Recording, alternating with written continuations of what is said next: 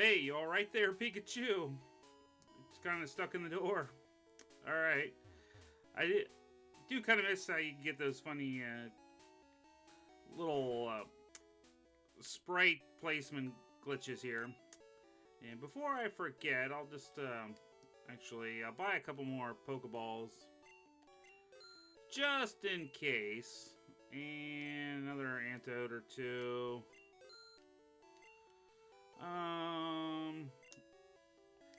And I can probably just sell that because, yeah, buy. Who cares?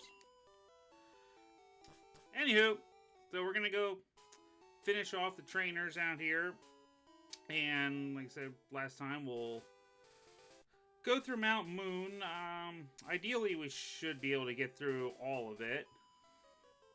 So we gotta deal with you yet.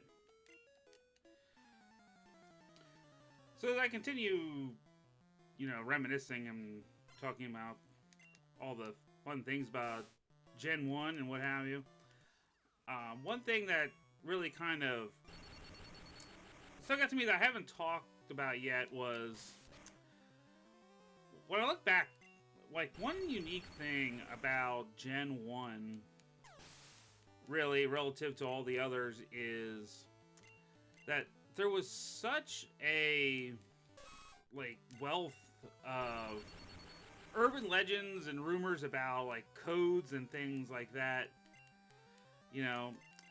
and, it's a bunch of stuff that, obviously, like, 99% of it was absolute, bunk, but, I mean, there was just so many different things, like, and they could be range from, simple things, which, a lot of it, you could say, is, placebo effect. No, I'm not wearing shorts. It's too cold for that right now. Things like when you're capturing Pokemon, like, there was things like, like button combinations were sort of the popular thing. Like, okay, when you would, when the Pokeball is thrown, press up, down, or on any direction arrow, and press with B, or press it with A, or press it with both. I mean, I'll confess, I still kind of do that, even though I know that it's really just placebo effect more than anything else. But, it's just one of those things that kind of sticks with you for that extended period of time. Alright. See what you got here. And then, I guess, along with that, there would be things, also kind of things like, still kind of have to do, like, if you would hold A or B when you did attack, you'd be more likely to, either get a critical hit or do a little extra damage or something like that. One of the things, nothing if it really made sense, but, like, it was just one of those things, like, oh, and you're talking to other friends in school, like, we're just gonna go along with that. And then, of course, things would, range to being, oops, I didn't want to do that.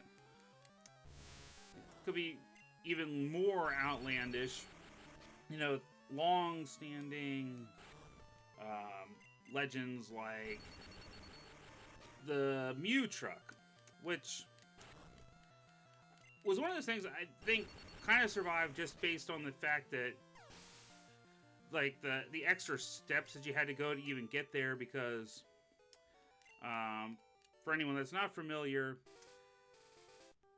you could get to the Mew truck by surfing away from the platform where you walk to the SSN. Now, obviously, at that point of the game, you don't have a Pokemon with Surf. So, the main way you would even get to that point is you would have to have a... yeah, sure, go ahead.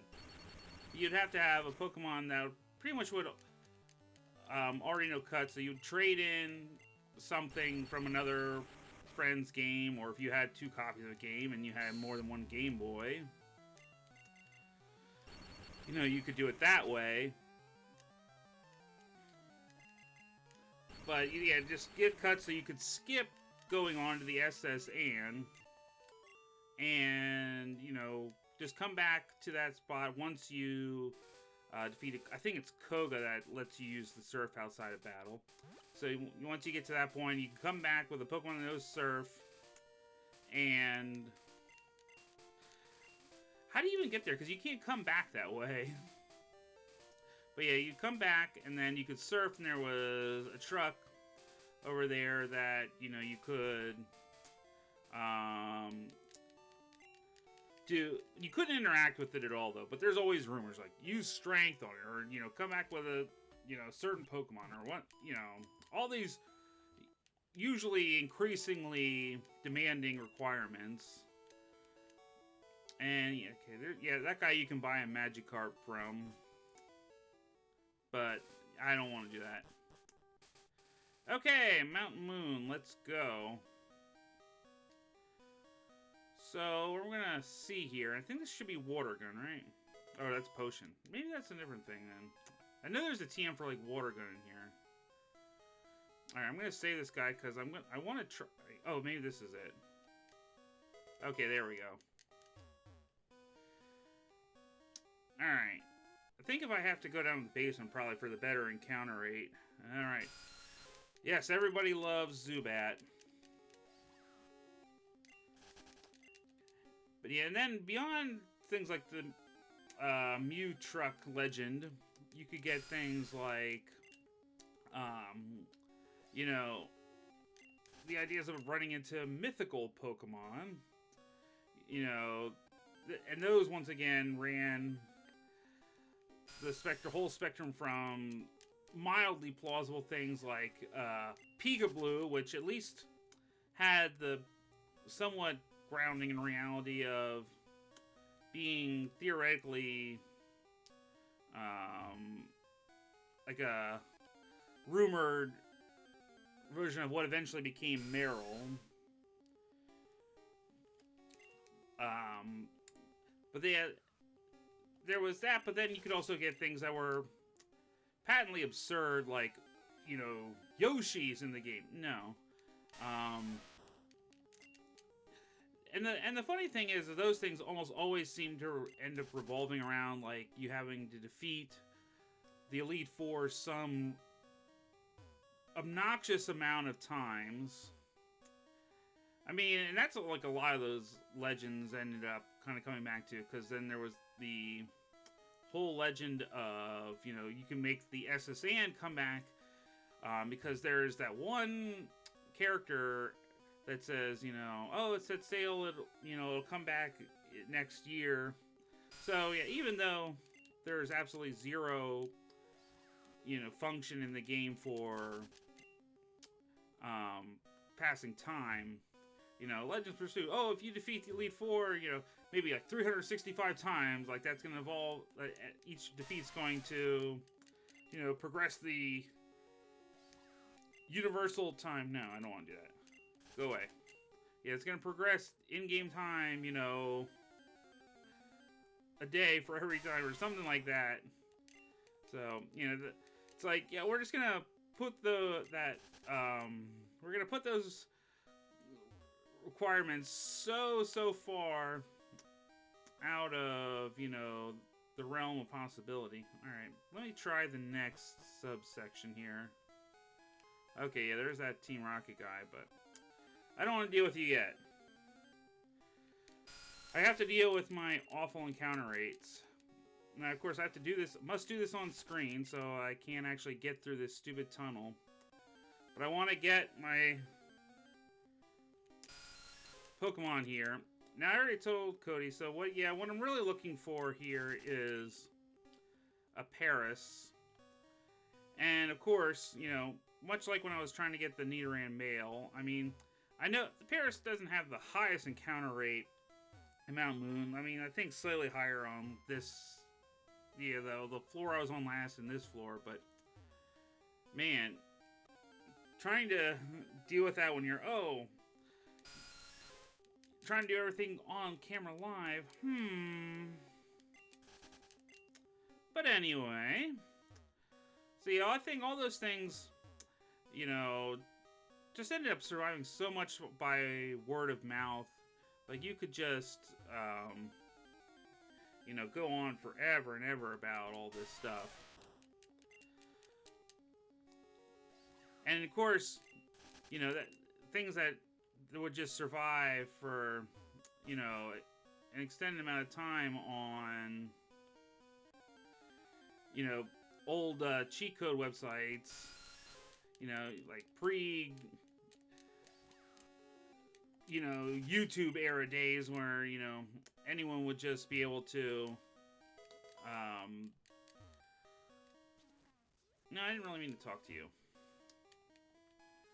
But yeah, anyone would just be able to put a video and explain, no, that this theory is totally whack. No.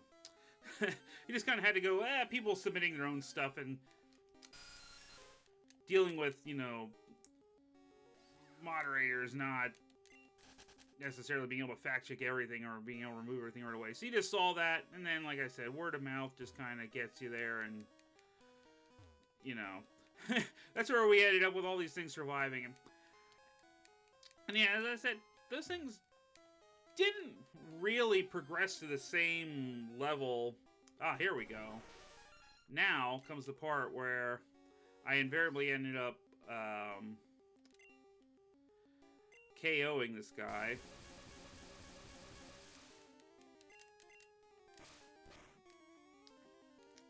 But yeah, even like, yeah, to Gen 2, like, they didn't have as much, but I think because there weren't as many glitches necessarily. So it was a question of, you know, if you don't have the same number of... Alright, let's try Pokeball here.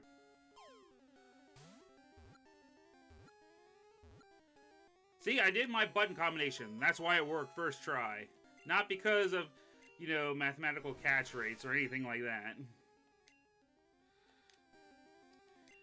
Yes!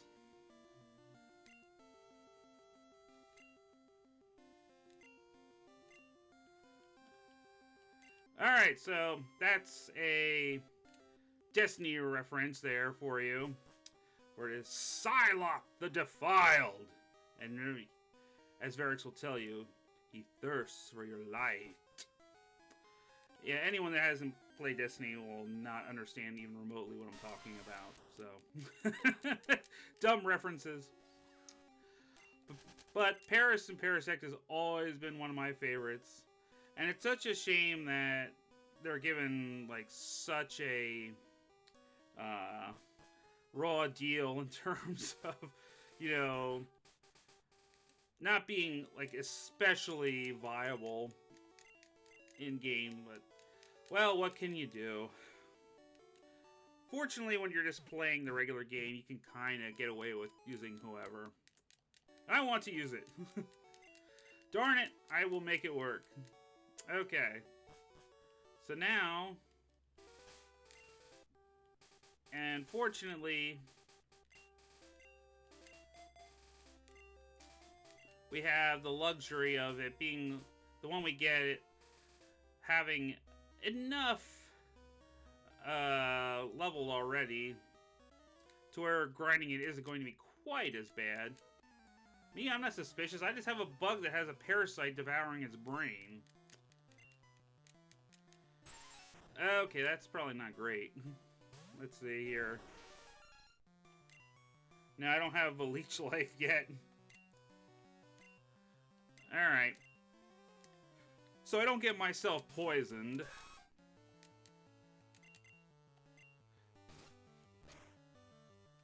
Yeah, I keep, like, hoping in vain for Paris to get maybe something, you know, Paris and Parasect to get something to work with. Never gonna happen. Game Freak hates bug types for the most part, apparently. Yeah, sure, why not? We can have this take 1,000 years. Now, why you have a Kakuna, or the Weedle for that matter, at level 11, just boggles my mind, because Kakuna evolves into Beedrill at level 10. So why you're wasting time with this nonsense is, you know, anyone's guess. Alright, well, you can do that all you want. We'll just keep scratching away. Alright, we'll see if we can still get through all of Mount Moon. We have a few different trainers here we have to deal with. And Team Rocket goons, as we saw. It's like our first little encounter with Team Rocket. There we go. Get that experience points.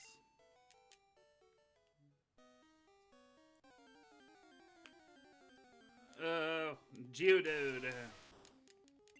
Of course, with the Zubats around, that's a little bit annoying with training Paris. Yeah, just keep giving me slow Geodudes to run away from, please.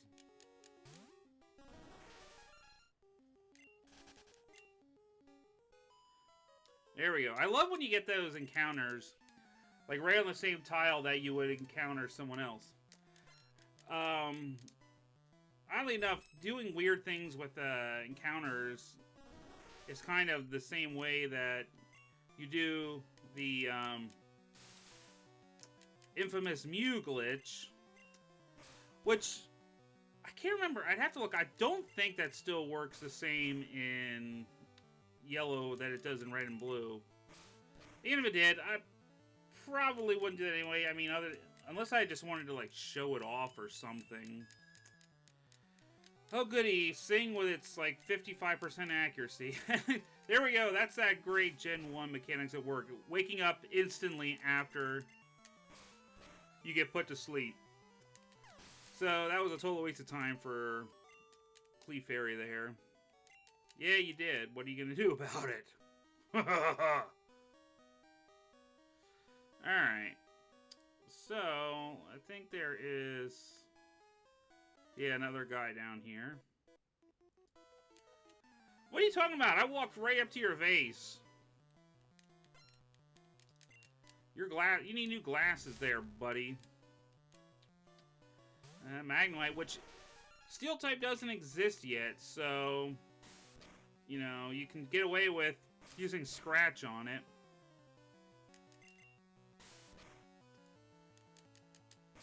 One of those fun things that sometimes it's when you're used to certain Pokemon being like a different type or having an extra type in later generations, and you go back to Gen 1 and it's like, oh yeah, it's not, that doesn't exist yet.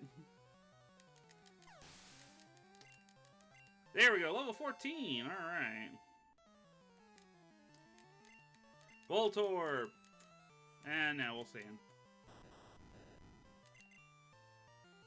Oh, there we go. Yeah, Voltorb's really interesting in Gen 1 because to a point I made, I think it might have been like the first video, it's one of those Pokemon that infamously does not learn a single move of its type. So yeah, how did all that lowering defense work out for you, buddy?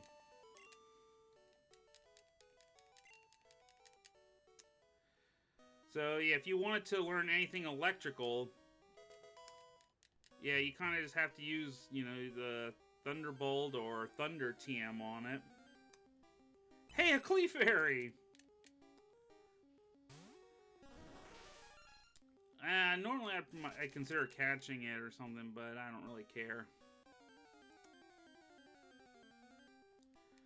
Oh boy, everybody's Zubat. Will I be able to run away? Okay, good. Rare candy. Alright.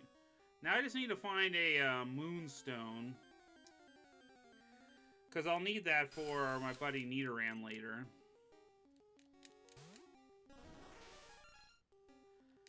Probably won't even get to finish Mount Moon. I was totally overestimating the time it would take just to find the stupid Paris. Alright, what do we got? Caterpie, that's fine. We can take care of you. So I guess, yeah, I'll probably just fight this guy. And then like I ended up calling that. I'll get that item over there and probably just call that a segment. I don't want to go too long just for the sake of, you know, getting through things like super quick. We're not in any super hurry for this game, I don't think, so.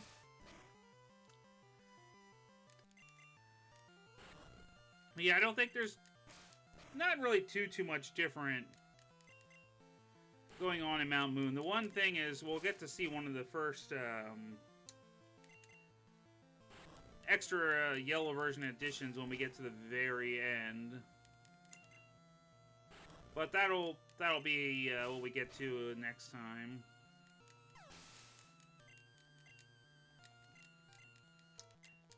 No, I don't want to change. All right, we'll see if this ends up being enough. I mean, I'll have to go to the Pokemon Center because I almost had a scratch.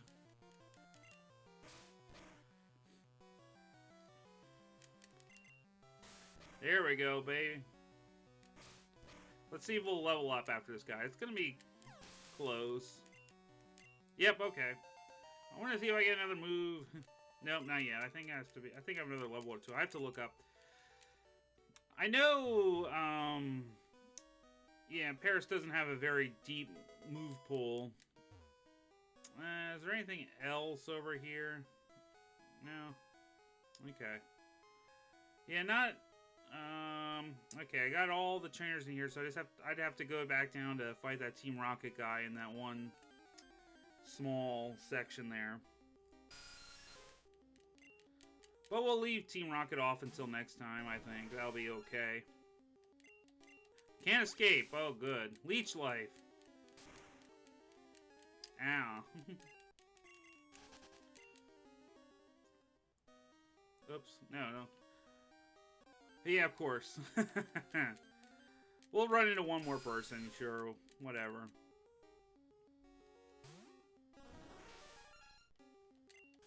Okay. So yeah, that'll be good for this segment. Didn't get too far in Mount Moon, but like I said, we did do at least one nice important thing, and we got another team member. So that's, you know, all well and good. If I was like really dedicated, theoretically I could do like a single person run and just do like, oh, do one Pokemon run, like, you know, just use Pikachu or something. I think Cody had done that. Oops, I hit the wrong button there. Yeah, Cody had done that with, like, one of his blue runs through it. Like, I think it was a Pokemon I picked from. I think I had picked, like, Krabby/Kingler for that. Which is pretty amusing, but I'm not quite so insane and dedicated enough to do that kind of stuff. But anyway, until later, I'll see you, everybody.